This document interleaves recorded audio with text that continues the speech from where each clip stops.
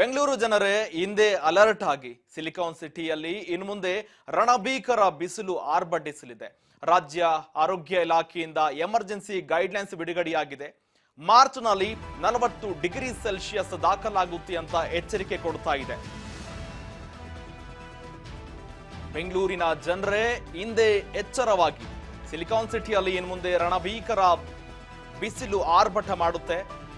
ರಾಜ್ಯ ಆರೋಗ್ಯ ಇಲಾಖೆ ಇದರ ಬಗ್ಗೆ ಗೈಡ್ಲೈನ್ಸ್ ಬಿಡುಗಡೆ ಮಾಡಿದೆ.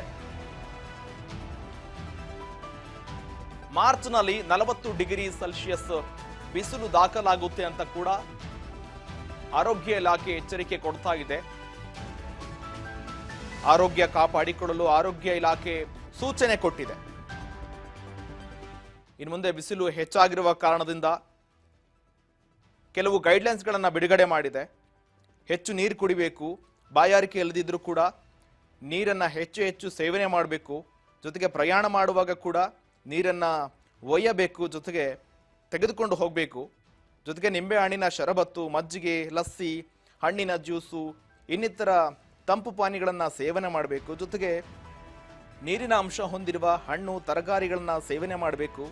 ಶರೀರವನ್ನು ಸುಚಿತ್ರತವಾಗಿ ಇಟ್ಕೊಳ್ಬೇಕು.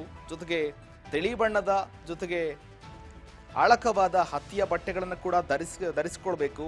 ಒಟ್ಟಾಗಿ ಬಿಸಿಲಿನಿಂದ ರಕ್ಷಣೆ ಮಾಡಿಕೊಳ್ಳೋದಕ್ಕೆ ಏನೆಲ್ಲ ನೀವು ಕ್ರಮಗಳನ್ನು ಕೈಗೊಳ್ತೀರಾ ಅದಕ್ಕೆ ಮುಂದಾಗಿ ಅಂತ ಕೂಡ ಸಲಹೆ ಸೂಚನೆಗಳನ್ನು ಕೊಟ್ಟಿದೆ. ದಿನನಿತ್ಯವಾಗಿ ನೀರು ಸೇವನೆ ಮಾಡಿ, ಹಾಲು ಜೊತೆಗೆ ಇನ್ನಿತರಕ್ಕಂಥ ತಂಪು ಪಾನೀಯಗಳನ್ನು ಸೇವನೆ ಮಾಡಿ, ಮಜ್ಜಿಗೆ ಆಗಿರ್ಬೋದು, ಜೊತೆಗೆ ಶರಬತ್ತು, ಹಣ್ಣಿನ ಜ್ಯೂಸು, ಜೊತೆಗೆ ಹೆಚ್ಚಾಗಿ ನೀರು ಸೇವನೆ ಮಾಡಿ, ಜೊತೆಗೆ ಛತ್ರಿಗಳನ್ನು ಉಪಯೋಗಿಸಿ. 40 ಡಿಗ್ರಿ ಸೆಲ್ಸಿಯಸ್ ದಾಖಲಾಗುತ್ತೆ ಅಂತ ಕೂಡ ಎಚ್ಚರಿಕೆ ಕೊಡ್ತಾ ಇದೆ. ಜೊತೆಗೆ ಸಾಧ್ಯವಾದಷ್ಟು ಒಳಾಂಗಣದಲ್ಲಿರಿ, ಯಾಕೆಂದರೆ ಮನೆಯಲ್ಲಿರಿ. ಮಧ್ಯಾಹ್ನದ ಹೊತ್ತಲ್ಲಿ ಉತ್ತಮ ಗಾಳಿ ಬೀಸುವ ಜೊತೆಗೆ ತಣ್ಣಗಿರುವ ಪ್ರದೇಶದಲ್ಲಿ ನಿಂತ್ಕೊಳ್ಳಿ. ನೀರಿಗಾಗಿ ಸೂರ್ಯನ ಬೆಳಕು ಮತ್ತು ಬಿಸಿ ಗಾಳಿಯ ಮಳೆಯ ಜೊತೆಗೆ ಬಿಸಿ ಗಾಳಿಯಿಂದ ಇರತಕ್ಕಂಥ ವಾತಾವರಣದಿಂದ ದೂರ ಇರಿ ಅಂತ ಕೂಡ ಮುನ್ಸೂಚನೆಯನ್ನ ಕೊಡ್ತಾ ಇದೆ ಆರೋಗ್ಯ ಇಲಾಖೆ.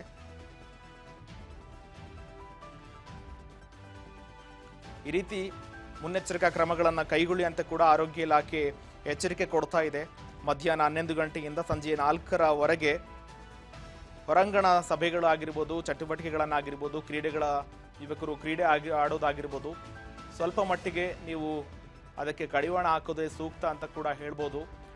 40 ಡಿಗ್ರಿ ಸೆಲ್ಸಿಯಸ್ ದಾಖಲಾಗುತ್ತೆ. ಇದರಿಂದ ಆರೋಗ್ಯಕ್ಕೆ ಹೆಚ್ಚಿನ ಅಪಾಯ ಇದೆ ಅಂತ ಕೂಡ ಎಚ್ಚರಿಕೆಯ ಗೈಡ್ಲೈನ್ಸ್ ಬಿಡುಗಡೆ ಮಾಡಿದ ಆರೋಗ್ಯ ಇಲಾಖೆ.